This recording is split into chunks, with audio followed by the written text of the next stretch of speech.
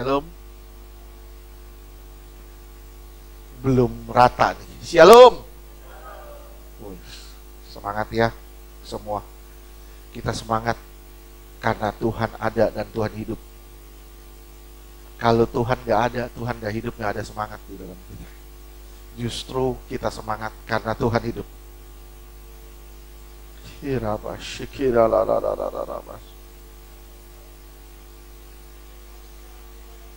Aku mengurapi kalian dengan urapan yang baru. Pialamu penuh, melimpah. Saling kasihi satu dengan yang lain. Janganlah saling mencuriga satu dengan yang lain. Aku akan mengikat jemaat ini menjadi satu ikatan kasih. Terima kasih Tuhan. Terima kasih Tuhan. Terima kasih Bapak, terima kasih. Haleluya. Saudara yang dikasihi Tuhan, ada sesuatu hal yang indah yang Tuhan mau sampaikan hari ini. Jujur sangat indah. Sangat indah. Tapi juga sangat menegur. Supaya kita koreksi. Benar-benar supaya kita koreksi deh. Intinya satu. Tuhan cuma mau peluk kamu. Tuhan mau peluk saya. Gitu aja. Tuhan mau peluk kita. Satu persatu. Cuman Tuhan gak bisa memeluk kita kalau kita masih terus memberontak sama dia. Terus kita ngegeliat. Gimana mau dipeluk kalau kita ngegeliat terus? Gimana mau dipeluk kalau kita gak mau menyerahkan diri sama Tuhan? Tuhan mau mengungkapkan kasih-Nya buat saudara dan saya. Tapi saudara juga harus mengungkapkan kasih-Nya juga kepada sesama. Supaya benar-benar kita semua menjadi satu. Seperti Yesus dan Bapa adalah satu. Saudaraku yang dikasihi Tuhan, mungkin kita semua udah tahu tentang perumpamaan penabur. Perumpamaan tentang penabur. Tapi hari ini kita akan bahas dengan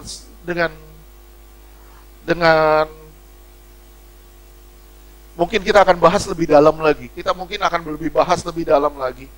Ada kekayaan rohani yang luar biasa di sini.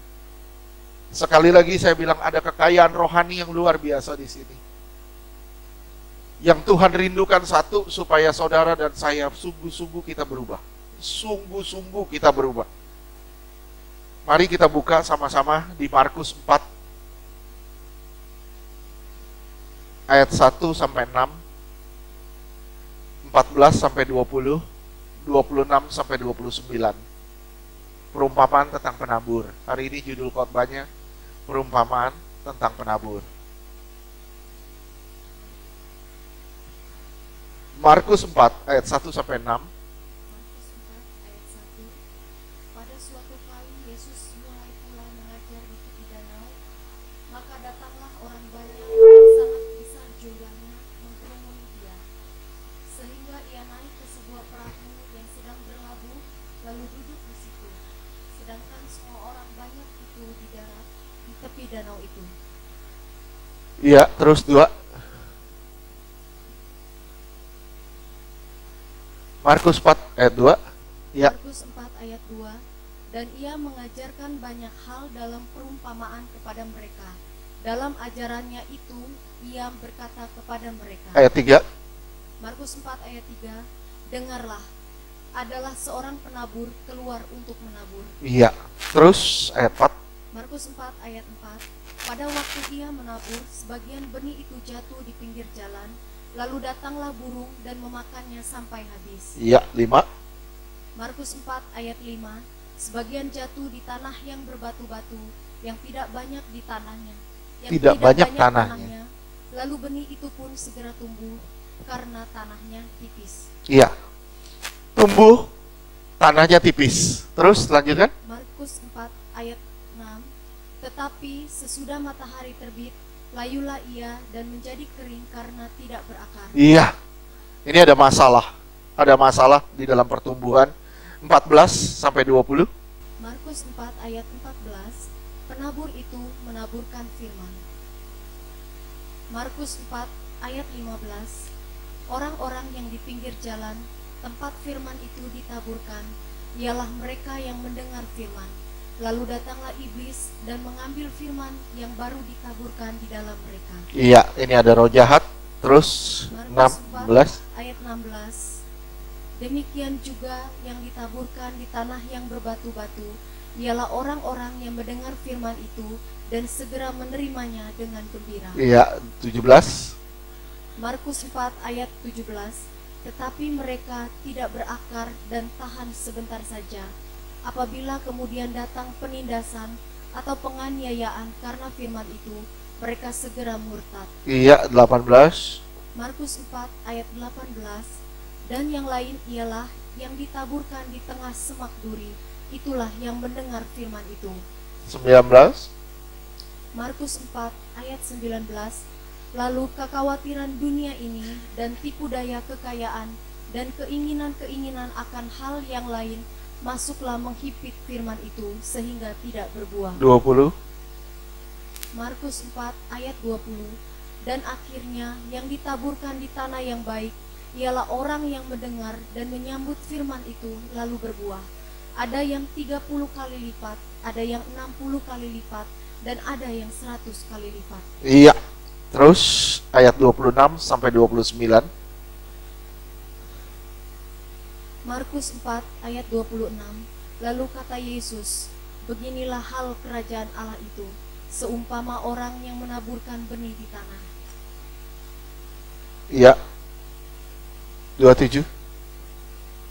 Markus 4 ayat 27, lalu pada malam hari ia tidur dan pada siang hari ia bangun, dan benih itu mengeluarkan tunas, dan tunas itu makin tinggi. Bagaimana terjadinya tidak diketahui orang itu. Iya, pertumbuhan rohani kadang kita nggak bisa sadar, tapi harus terjadi. Terus lanjutkan 28.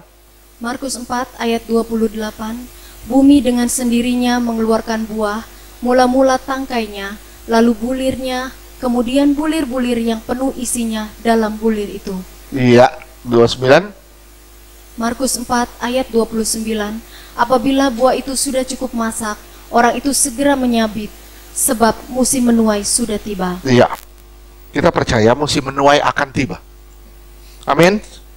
Kerohanian yang diharapkan Tuhan harus berlangsung terus-menerus dan berbuah secara rutin. Tuhan mengharapkan pertumbuhan rohani kita harus terus-menerus dan rutin. Simak ya, tahan pukulan, tahan ujian,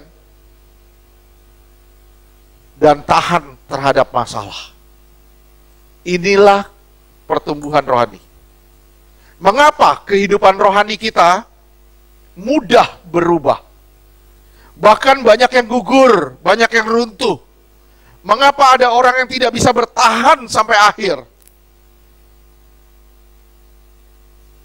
Semua dijelaskan di sini. Semua dijelaskan di sini. Ada roh jahat, ada tanahnya tipis, banyak batunya, banyak hal. Sekarang saya tanya sama saudara, siapa menabur itu? Siapa penaburnya? Tuhan Yesus? Siapa penaburnya?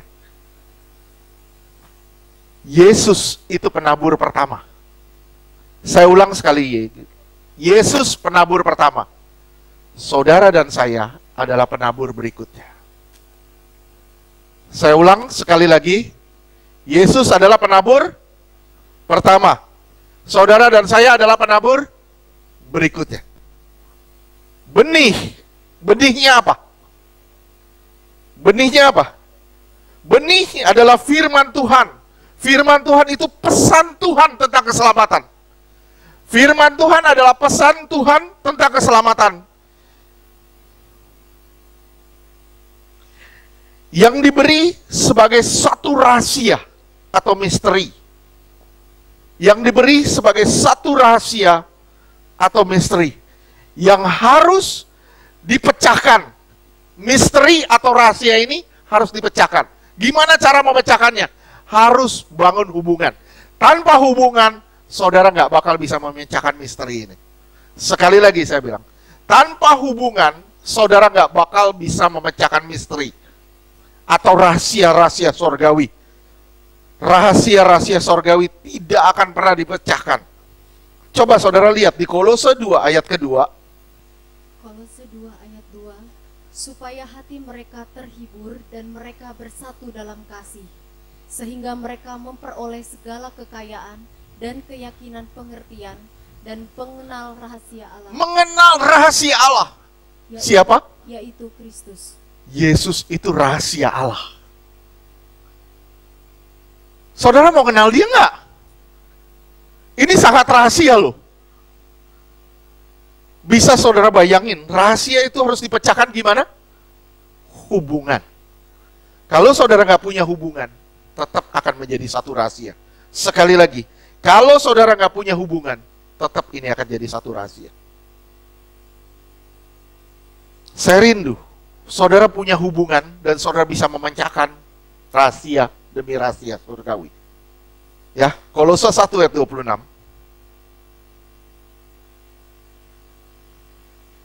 Kolose 1 ayat 26, yaitu rahasia yang tersembunyi dari abad ke abad dan dari turunan ke turunan, tetapi yang sekarang dinyatakan kepada orang-orang kudusnya. Iya, rahasia itu tersembunyi dari abad ke abad, dari turunan ke turunan, tapi dinyatakan kepada orang kudusnya. Siapa orang kudusnya? Saudara dan saya. Kita akan mengerti rahasia-rahasia sorgawi yang berabad-abad tertutup. Saya ulang sekali lagi. Saudara dan saya ditentukan Tuhan untuk mengerti rahasia sorgawi yang selama ini tertutup.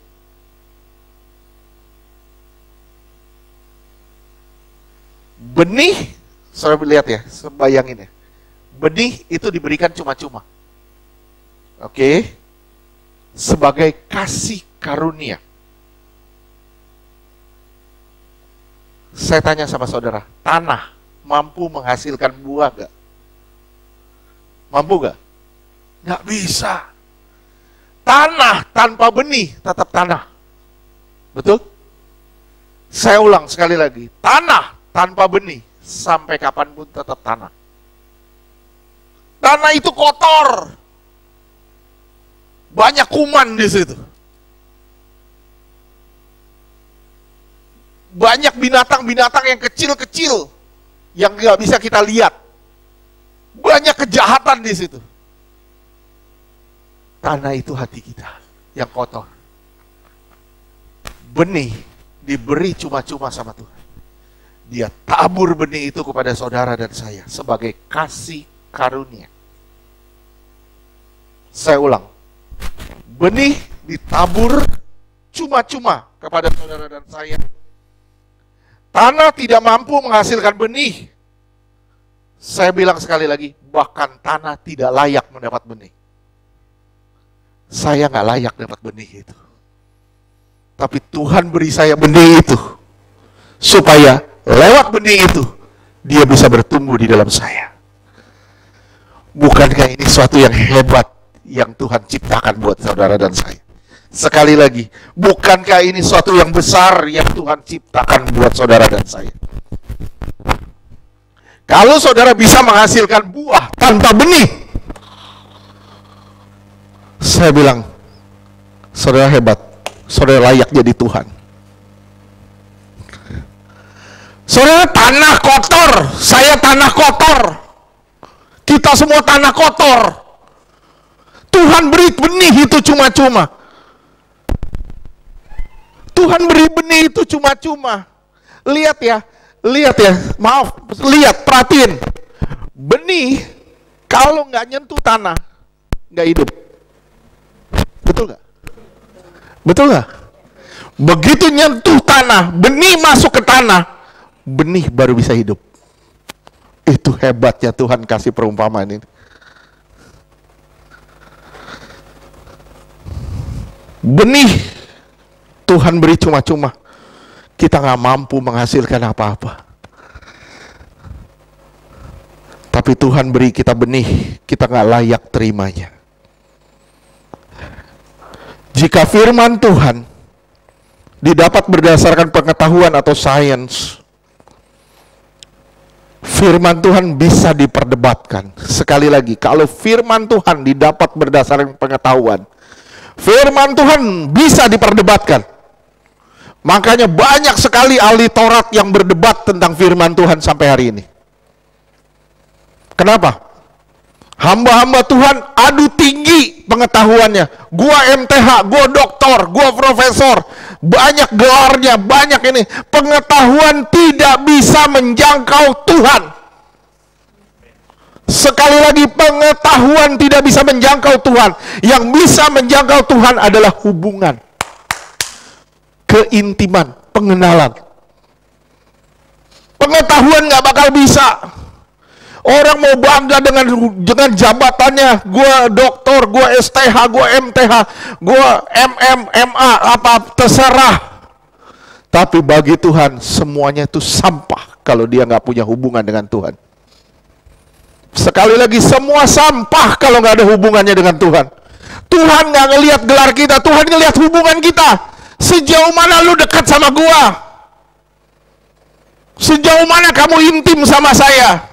Sejauh mana kamu bisa mengenal rahasia saya?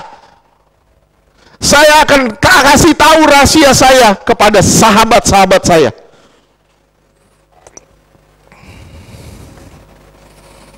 Hal khusus dari firman ini, hal khusus dari firman yang kita baca ini, benih hidup ketika benih sentuh tanah. Tanah memberi hasil karena ada benih. Sekali lagi, tanah bisa memberi hasil ketika tanah ada benih. Kalau tanah nggak ada benih, tanah nggak bakal bisa menghasilkan sesuatu. Amin. Tanah itu hati kita yang kotor. Akan tetapi Allah menanam benihnya di dalam tanah yang kotor, yaitu hati saudara dan saya. Sehingga kekotoran, ketidakbenaran diubah sama Tuhan. Kekotoran saudara, ketidakbenaran saudara, Tuhan ubah menjadi sesuatu yang produktif. Kekotoran saudara, kekotoran saya, Tuhan ubah lewat benihnya. Lewat benihnya jadi sesuatu yang produktif. Bukankah ini suatu yang hebat? Saudara udah ngelihat belum kehebatan ini? Perumpamaan ini. Kita baru jalan sedikit nih. Kita udah ngelihat betapa dahsyatnya Tuhan kasih perumpamaan. Luar biasa loh. Siapa di sini yang nggak kotor? Kita semua kotor. Kalau kita semua kotor, lu jangan anggap orang lain juga kotor. Kenapa? Kita kotor kok. Betul? Kita ini brengsek. Tapi begitu benih datang, Tuhan rubah kita menjadi sesuatu yang produktif. Dan ini nggak bisa disangkal. Kita jadi orang yang produktif oleh kuasanya.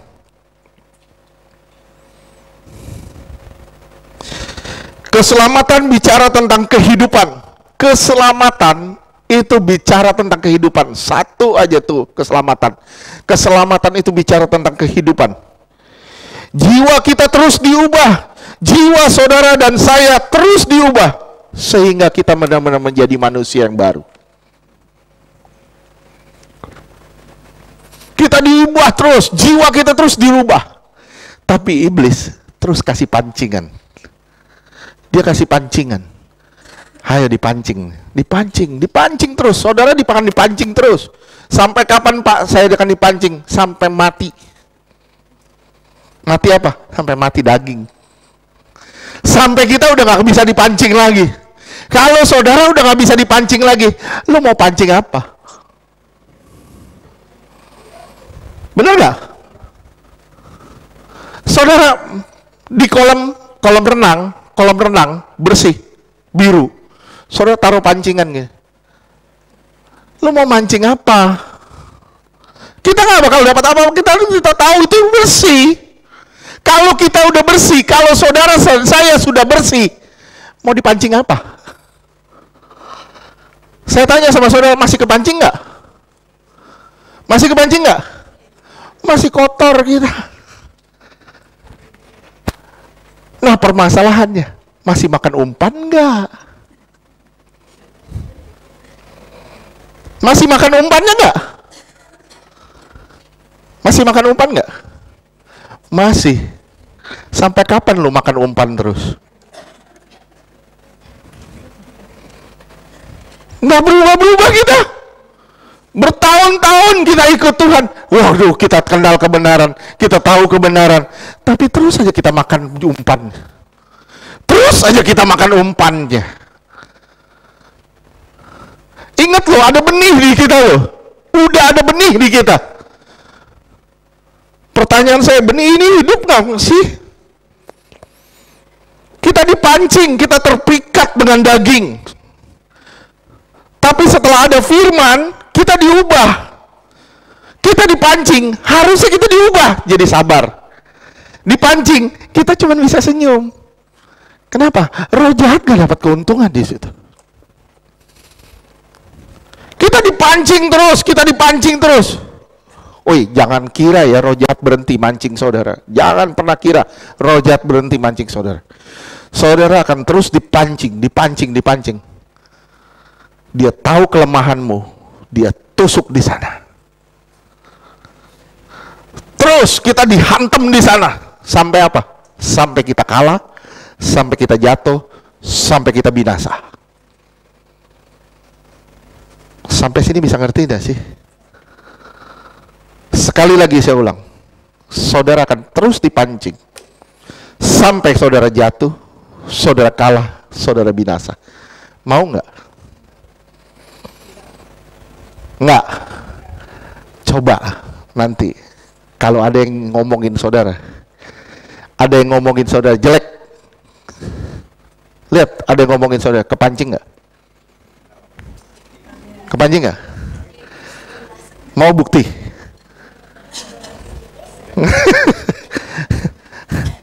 Lihat aja.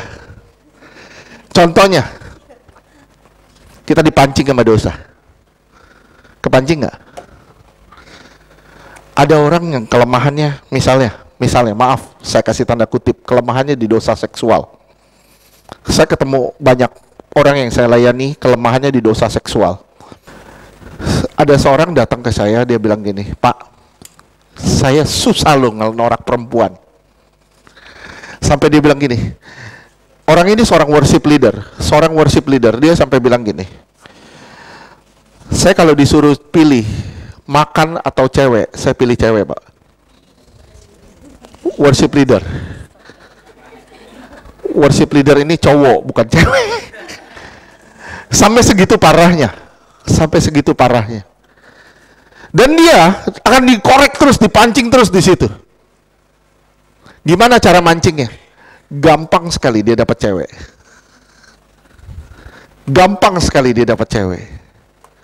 Suaranya bagus, badannya tinggi, gampang dapat cewek.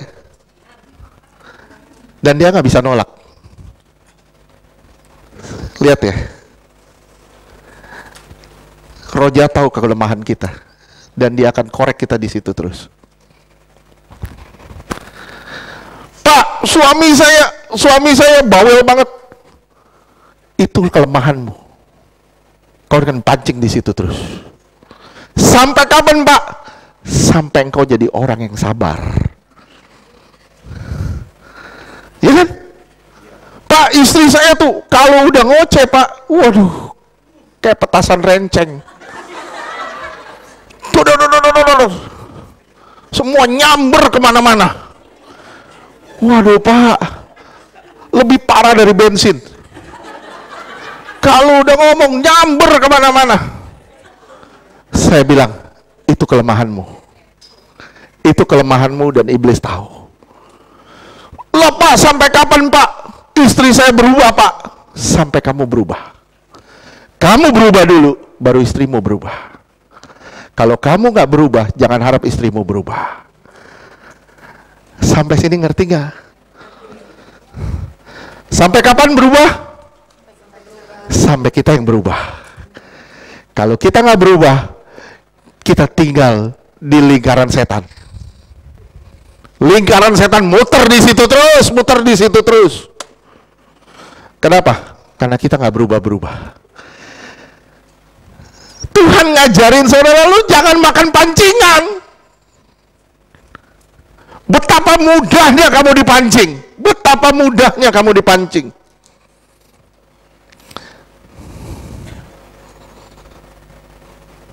Kalau ada benih di dalam saudara, seharusnya, saya ulang sekali lagi, kalau ada benih di dalam saudara, seharusnya saudara nggak makan pancingan lagi. Saudara nggak makan pancingan lagi. Saudara jadi orang yang sabar, diam. Itu tanda manusia baru. Manusia baru tidak lagi tertarik pada dosa. Saya ulang, manusia baru tidak lagi tertarik pada dosa.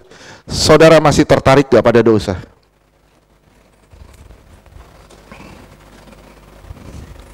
Jika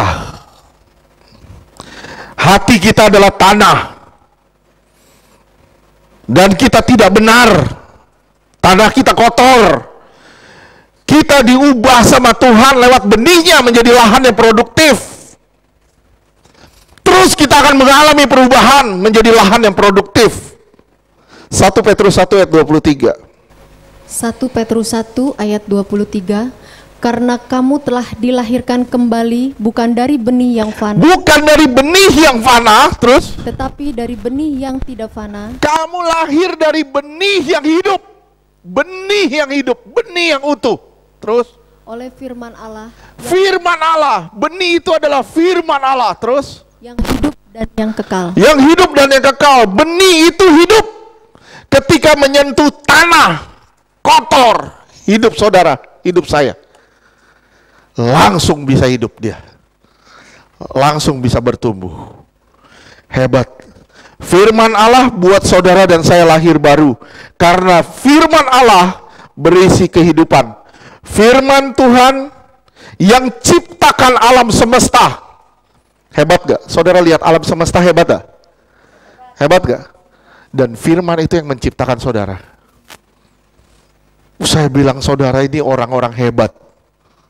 Saya ulang, saudara adalah orang-orang hebat. Kenapa? Karena firman Allah yang menciptakan alam semesta, firman itu yang menciptakan saudara. Oleh sebab itu saudara semua di sini adalah orang-orang hebat. Amin. Galatia 3 ayat 16.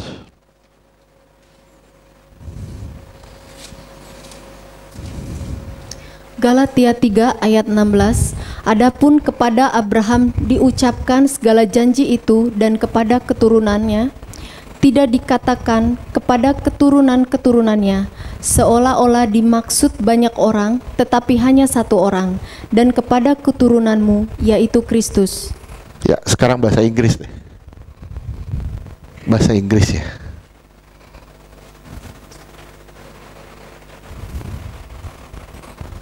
Oh ya.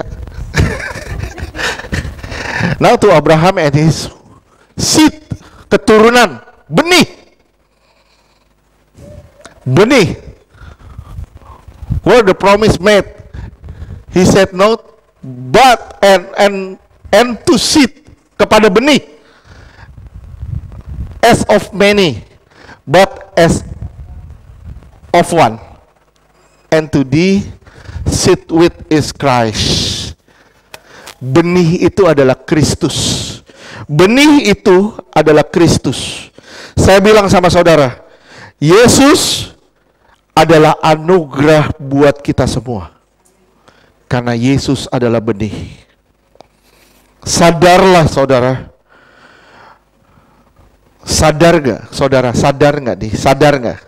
Orang yang bisa merelakan anaknya untuk kehidupan orang lain, adalah orang yang mengasihi orang itu. Bisa paham nggak kata-kata ini? Bisa paham nggak? Misalnya gini, misalnya, kamu menyayangi anak kamu kan, Fit? Ya, kamu menyayangi anak kamu. Kamu relakan anak kamu untuk tebus dia, Pak Adi. Waduh, mustahil, Pak. Enggak, ini contoh doang. Kamu relakan anak kamu untuk tebus dia. Saya cuman bilang, kasih kamu sama Pak Adi itu nggak bisa dibayar. Betul nggak? Hanya seseorang yang bisa menyerahkan anaknya untuk keselamatan orang lain adalah orang yang sangat mengasihi orang itu. Sampai sini ngerti gak? Siapa yang bisa menyerahkan anaknya? Bapa di surga. Supaya apa?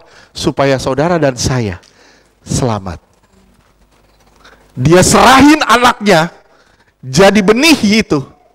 Benih itu masuk ke dalam saudara. Benih itu baru bisa hidup di dalam saudara. Waduh, sadar ya saudara. Tuhan telah merelakan anaknya yang paling disayang untuk keselamatan kita. Orang yang mengasihi orang tanpa batas adalah orang yang bisa merelakan segala-galanya buat dia. Itu kasih tanpa batas. Saya bilang, ketika saudara jatuh cinta, siapa yang lagi jatuh cinta nih?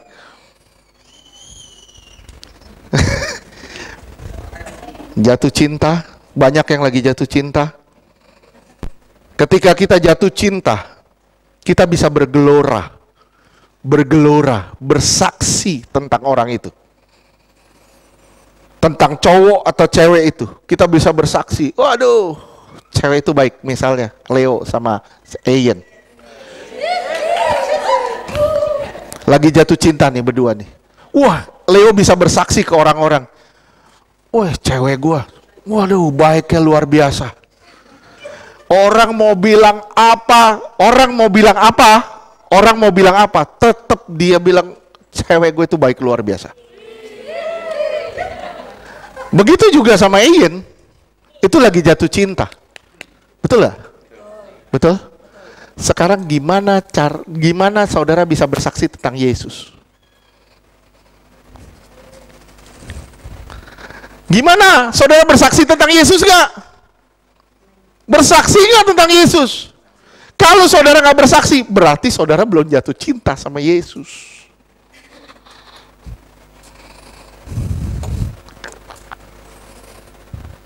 Berarti saudara belum jatuh cinta sama Yesus kalau saudara belum bersaksi tentang Yesus.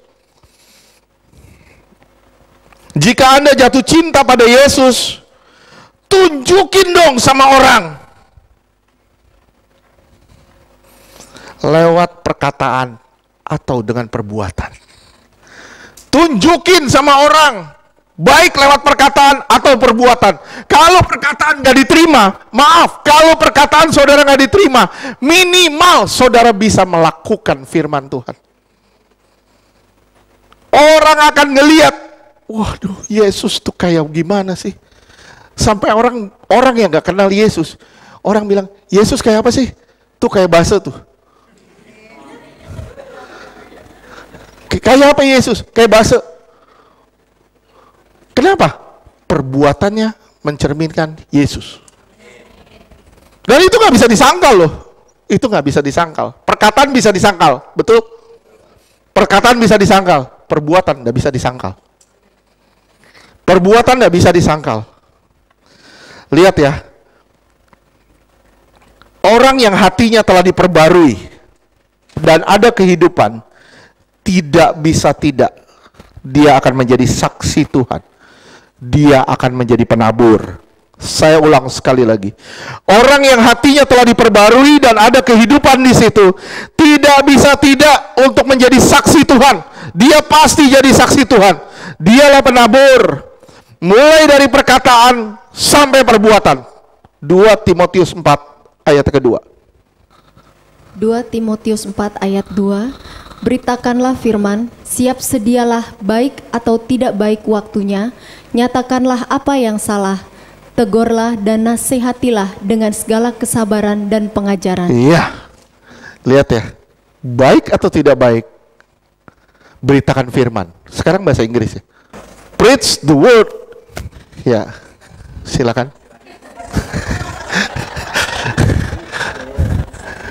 Be instant in season, segala musim. Mau musim duren, mau musim layangan, mau musim apapun, beritakan firman. Jadi memberitakan firman itu tidak mengenal musim. Nanti Pak, kalau udah musim panas, saya akan beritakan firman. Nanti Pak, kalau semua dompet saya sudah penuh, kalau semua sudah baik, kesehatan saya sudah baik, saya akan memberitakan firman. Nanti Pak, kalau doa-doa saya sudah dijawab, saya baru memberitakan firman. Saya bilang sama saudara, saudara belum menjadi penabur. Saudara belum menjadi penabur. Preach the word, be instant, in season, out of season, out of season. Luar biasa loh, luar biasa. Ini ada kata apa nih? Long suffering. Bahasa Indonesia apa? Apa sih? Bahasa Indonesianya, coba kembali ke bahasa Indonesia. Long suffering, sabar. Ternyata kesabaran itu penderitaan ya. Penderitaan. Kesabaran tidak diterjemahkan passion di Alkitab. Tidak ada kata passion dari kesabaran. Tapi bahasanya long suffering. Artinya apa? Menderita dalam jangka panjang. Panjang sabar. Menderita dalam jangka panjang atau panjang sabar. Saya tanya sama saudara, saudara panjang sabar atau panjang ngomel? Saya ulang sekali lagi, saudara jangan ketawa deh, panjang sabar atau panjang ngomel? Panjang ngedumel?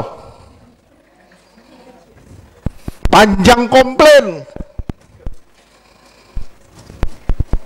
Tuhan mau saudara dan saya panjang sabar.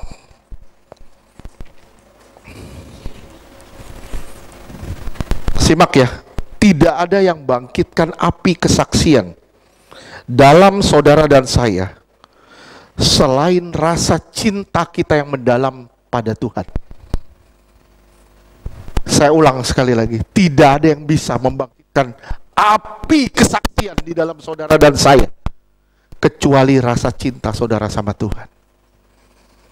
Kalau hidupmu menjadi saksi bagi orang lain, you belum jadi penabur. Dan you belum dapat bagian dalam ladangnya Tuhan. Jangan berpikir kita percaya kita selamat. Kalau saudara dan saya tidak masuk di ladang itu, tidak jadi penabur, saya bilang sama saudara, saya ulang, saya bilang sama saudara, you belum dapat bagian dalam kerajaannya.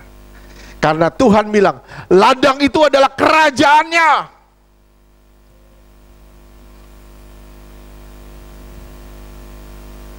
Saudara harus jadi saksi Tuhan dimanapun saudara berada. Tidak ada yang bisa bangkitkan api kesaksian di dalam saudara dan saya selain rasa cinta kita yang mendalam sama Tuhan. Kalau saudara cinta sama Tuhan, saudara pasti bersaksi tentang Tuhan. Capek saya ngomongnya. Kalau saudara nggak cinta sama Tuhan, saudara nggak pernah akan bisa bersaksi. Nggak pernah. Biarin orang melihat perbuatan kita, dan biarin orang melihat Yesus melalui sikap dan gaya hidup kita. Satu-satunya cara untuk memahami hidup Bagaimana sih satu-satunya cara untuk mengalami hidup?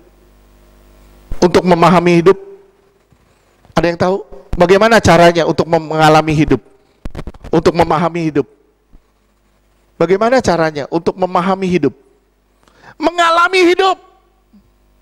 Saudara mau paham tentang kehidupan, saudara harus alami kehidupan. Oke? Jadi begini, Anda tidak dapat melihat Yesus yang hidup sebelum saudara berjalan bersama dengan Dia. Saudara tidak pernah akan bisa melihat Yesus yang hidup sebelum saudara mulai hari ini berjalan bersama dengan Dia.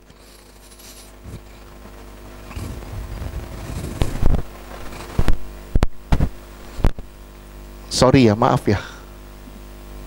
Gampang. Nyari kelemahan orang gampang.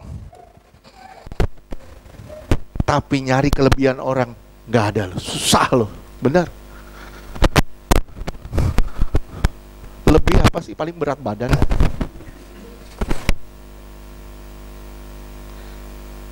Saudara bisa ngelihat jerawat di muka orang kecil, ya. Saudara nggak bisa ngelihat jerawat di muka saudara sendiri. Itu hebatnya firman Tuhan.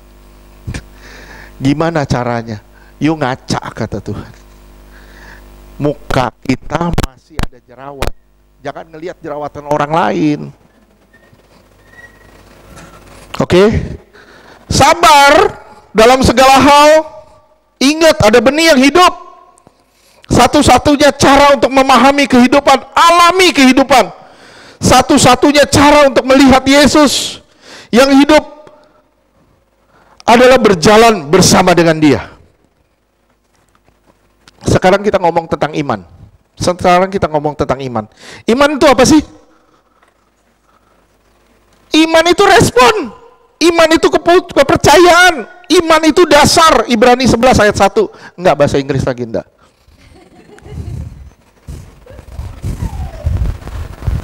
Ibrani 11 ayat 1. Iman adalah dasar dari segala sesuatu yang kita harapkan. Dasar segala sesuatu yang kita harapkan, terus? Dan bukti dari segala sesuatu yang tidak kita lihat. Yang tidak kita lihat. Media bisa ngelihat lantai dasar gak? Nggak bisa. Ya, nggak bisa. Kita nggak bisa lihat lantai dasar. Pak Yogo bisa nggak? Nggak bisa. Kenapa? Karena kita ada di lantai 2. Kita nggak bisa lihat lantai dasar. Dasar itu tidak terlihat. Itu iman. Iman itu nggak terlihat. Dasarnya nggak bakal terlihat. Tapi tahu-tahu kita bertumbuh aja. Jika saudara dan saya percaya Yesus yang telah mati bagi saudara dan saya, tapi saudara belum mempertaruhkan apapun untuk Yesus. Saya ulang sekali lagi. Saudara bilang, saya orang beriman, saya percaya Yesus telah mati buat saya. Tapi maaf, kalau saudara belum mempertaruhkan segala sesuatunya, belum menjadikan Dia Tuhan atas hidup saudara, saya bilang, kepercayaan saudara hanya sebatas perkataan, belum kenyataan. Lihat ya, kalau saudara belum menyerahkan diri total, saudara hanya sebatas perkataan, belum kenyataan. Martin dan Lia, kalau Lia tidak menyerahkan diri total sama Martin, ini perkawinan macam apa? Betul nggak? Kalau Martin nggak nyerahin diri total sama Lia, ini perkawinan macam apa? Kalau saudara nggak nyerahin diri total sama Tuhan, Tuhan bilang lu gombal. Kita sering ngegombal sama Tuhan. Gampang kita meracik kata-kata yang bikin seakan-akan Tuhan senang kalau kita ngomong gombal. Saya bilang, Tuhan menyentuh hatimu. Dia tahu kedalamanmu, engkau cinta Dia atau engkau enggak. Engkau merayu Tuhan demi mendapatkan sesuatu. Engkau bilang, Tuhan, engkau baik luar biasa. Tuhan, ujung-ujungnya, Tuhan, bagi duit dong. Tuhan tahu siapa engkau. Tuhan tahu apa yang kau maksud. Bermasalahnya di mana? Kita ngegombal sama Tuhan. Ya, minggu lalu saya bilang apa? Gampang kita ngegombal. Gombalin cewek misalnya atau gombalin cowok. Cintaku sebesar lautan. Walaupun aku cinta engkau, aku akan seberangi lautan. Hama hujan aja udah takut. Begitu hujan, yang saya nggak bisa datang. Hujan gede ini deras. Hama hujan aja udah takut, bilang mau nyeberangi lautan. Mau nyeberangi lautan. Lah, lu bayar kapal feri aja lu nggak bisa.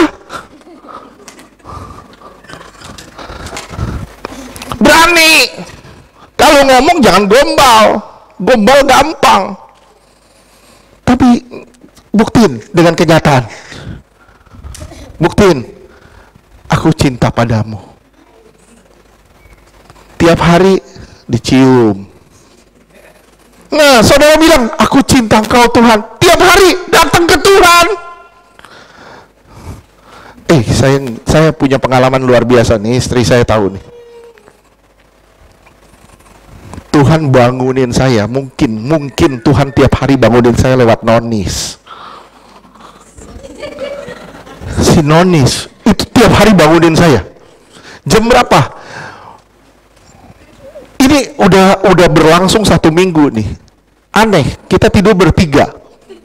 Karen, saya menonis bertiga. Kita selalu tidur bertiga. Tapi kenapa dia selalu gigit tangan saya? Jam-jam tertentu dia gigit tangan saya. Kemarin jam 4.40, kemarin lagi jam berapa, jam 5, jam berapa. Pokoknya tiap hari dia cuma gigit tangan saya bilang, Nonis mau keluar, mau pipis. Saya angkat, dia nggak mau. Dia nolak, dia tidur lagi.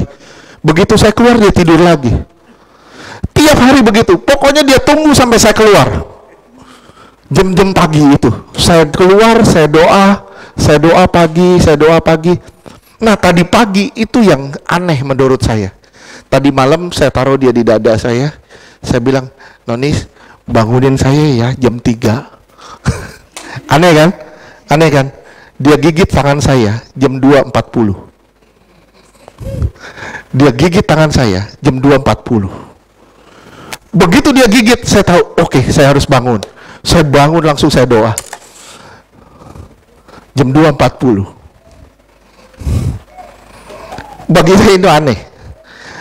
Betapa rindunya Tuhan sebenarnya. Saya cuma ngomong gini, Tuhan tuh rindu loh berjumpa dengan saudara dan saya. Tapi kita nih sering ngegombal doang. Tuhan, aku rindu engkau Tuhan. Rindu apa lu dibangunin kagak bangun-bangun? Tuhan, aku mengasihi engkau Tuhan. Lu mengasihi gue, kata Tuhan. Lu baru digituin aja lu udah tersinggung. Baru digituin aja udah tersinggung. Bilang mengasihi Tuhan.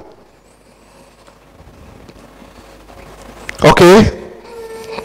Tuhan itu harus jadi Tuan dan Raja dalam hidup kita. Kita harus masuk dalam penyerahan diri total. Itu baru namanya iman. Banyak orang dewasa ini rajin pelayanan, rajin ibadah. Tapi sayang, tanahnya tipis. Iman tuh kayak apa? Gini. Iman tuh begini. Misalnya, ini saya kasih satu perumpamaan. Cuman perumpamaan. Ya. Ada gedung tinggi, Pak Yogo di lantai 3. Terus kebakaran. Terus di bawah Lia bilang gini, ayo loncat, saya tangkep.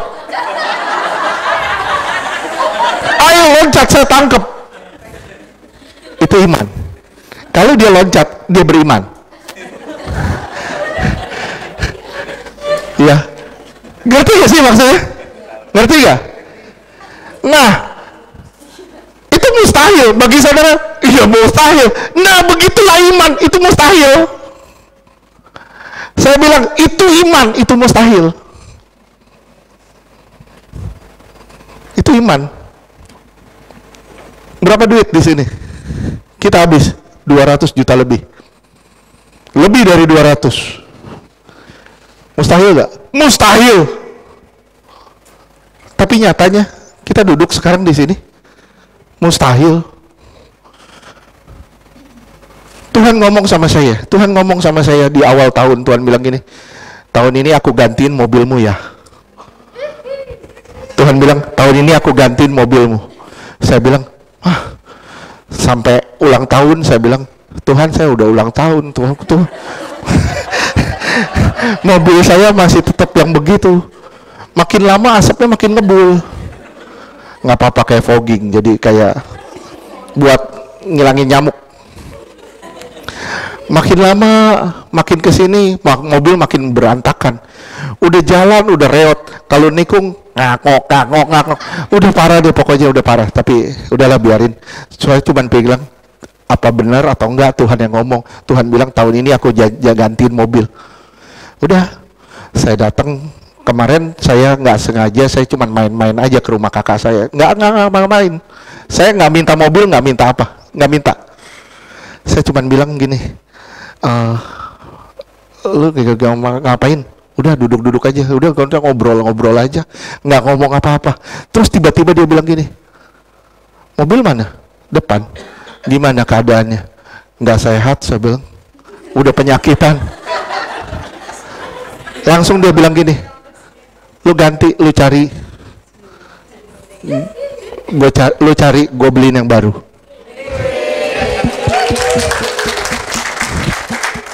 Saudara lihat di depan ada Grand Livina. Si hitam udah goodbye. Itu udah tuir. Si hitam udah tua, udah pensiun. Dia udah diambil sama orang lain. Luar biasanya apa? Sehari kemarin selesai. Hari Jumat saya bilang, Tuhan biar hari Minggu saya udah punya mobil lagi. Hari ini, hari Jumat ini semuanya bisa laku. Saya jual mobil rusak. Dalam waktu 2 jam beres. Mobil rusak saya jual. Bukan mobil sehat. Saya ulang sekali lagi. Mobil rusak saya jual dalam 2 jam. Ada orang beli, saya bilang selamat menikmati hidup baru. Saya cuma, iya benar, dalam hati saya bilang terima kasih Tuhan, saya udah pusing sama dia, sekarang dia yang pusing dah Tuhan.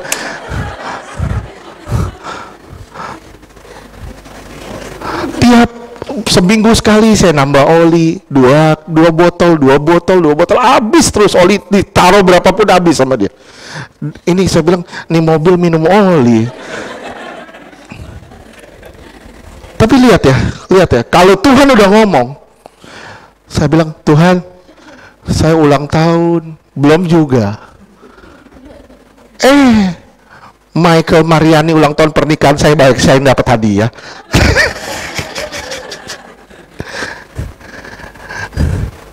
Itu cara Tuhan begitu. Kalau Tuhan udah ngomong, Tuhan udah janji, pasti jadi. Cuman syaratnya satu, deket gak sih kita sama Tuhan?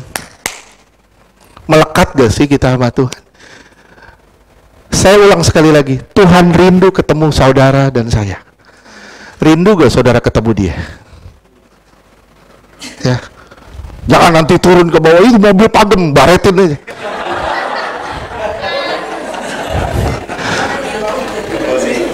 Baretin aja. Kalau dibaretin lu berhadapan dengan yang maha kuasa.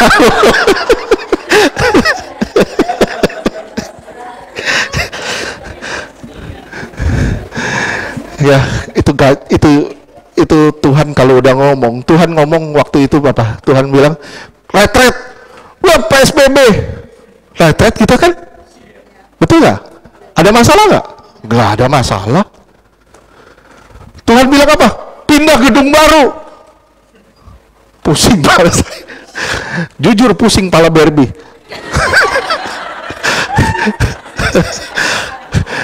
Pusing saya mikirin, aduh gimana nih segini. Istri saya bilang, lu percaya gue ngadepin. Lu percaya gue ngadepin semua gue. Tapi dia bilang, ya karena lu diberi kekuatan makanya lu ngadepin. Coba saya yang diberi kekuatan, saya ngadepin. Saya bilang, benar juga ya. Tapi gampang ngomongnya, memang prakteknya itu nggak enak. Tapi lihat, semua selesai. Amin.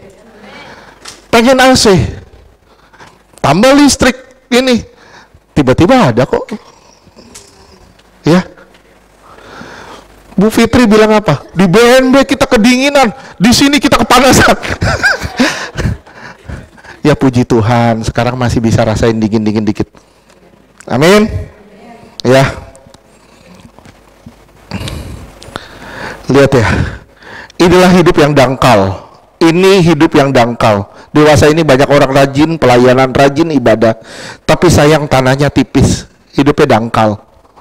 Markus 4 ayat 5 dan 6. Markus 4 ayat 5, sebagian jatuh di tanah yang berbatu-batu, yang tidak banyak tanahnya, lalu benih itu pun segera tumbuh, karena tanahnya tipis. Tanahnya tipis. Tanahnya tipis, tanahnya berbatu-batu. Terus ayat 6. Markus 4 ayat 6, tetapi sesudah matahari terbit, layulah ia dan menjadi kering karena tidak berakar. Layu dia menjadi kering karena tidak berakar. Ya lihat ya, awalnya baik, awalnya semua baik. Wah, menggebu-gebu dalam Tuhan, menggebu-gebu dalam Tuhan. Tapi begitu ujung-ujungnya kok jadi loyo, kok layu. Banyak orang Kristen kayak gini. Semangatnya luar biasa, menggebu-gebunya luar biasa. Begitu ke sini, kok layu. Kenapa? Tanahnya tipis. Tanahnya tipis, di balik tanah masih ada batu di sini. Waduh. Ini bahaya, saudara. Firman Tuhan di Galatia 3 ayat 3 dibilang, kita sudah memulai dalam roh, jangan akhiri dalam daging. Saudara dan saya sudah memulainya dalam roh. Dia menanamkan roh itu ke dalam saudara. Ya ilah, sama perkara-perkara cemen kita akhiri hidup kita dalam daging. Gara-gara cinta, putus cinta, kita bilang, wah udah gak ada semangat lagi gue. Saya bilang ini benar-benar budak cinta, bucin. Gawat loh orang Kristen kayak gini. Ditinggal cewek, mau ninggalin Tuhan. Aduh, kacau. Siapa yang bilang? Leo.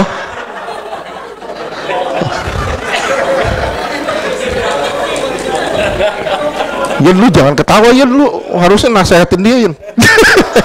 Jangan bucin. Oke? Ya. Janganlah gara-gara cewek, gara-gara cowok, ya ilah semangat kita hilang. Lebih baik saya ditinggal Tuhan, aduh, daripada saya ditinggal dia. Kita bisa bilang, ya, tapi begitu kita ngalamin, iya juga. Begitu banyak uang, waduh puji Tuhan. Begitu gak ada uang, ampun dah.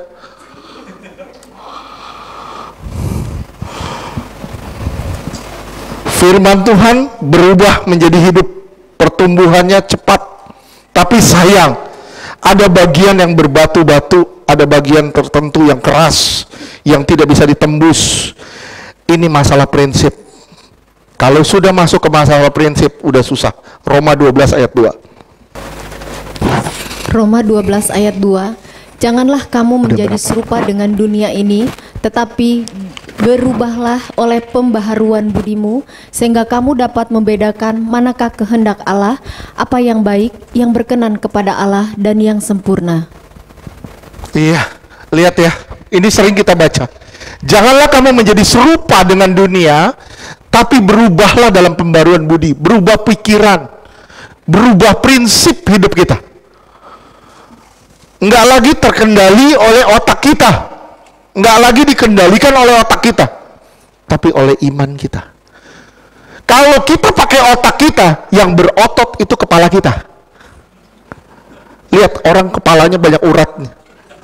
Kenapa? Banyak mikir katanya, banyak uratnya. Tapi imannya lemah. Semakin kepala otot kepalamu banyak uratnya, semakin imanmu lemah. Jangan pakai ini kalau ikut Tuhan, pakai ini. Kalau pakai ini, nggak nyambung kita sama Tuhan, nggak nyambung sama Tuhan. Kayaknya lebih baik saya lanjutin minggu depan deh. Ya, saya lanjutin minggu depan deh. Ini masih panjang. Ya, saya takut nanti saudara malah jadi saya keburu-buru, jadi kecepatan. Saya cepet-cepetin, nanti malah jadi nggak beres. Amin. Kita lanjutin minggu depan ya. Penabur ya. Ya, saya berharap satu. Ingat, saudara, ingat. Tuhan sudah menabur benihnya. Hati kita kotor. Hidup gak dia di benih itu di dalam kita? Gimana hati kita? Tanahnya. Subur gak? Atau berbatu-batu? Pilihan di tangan saudara sendiri. Kita lanjutkan minggu depan. Amin.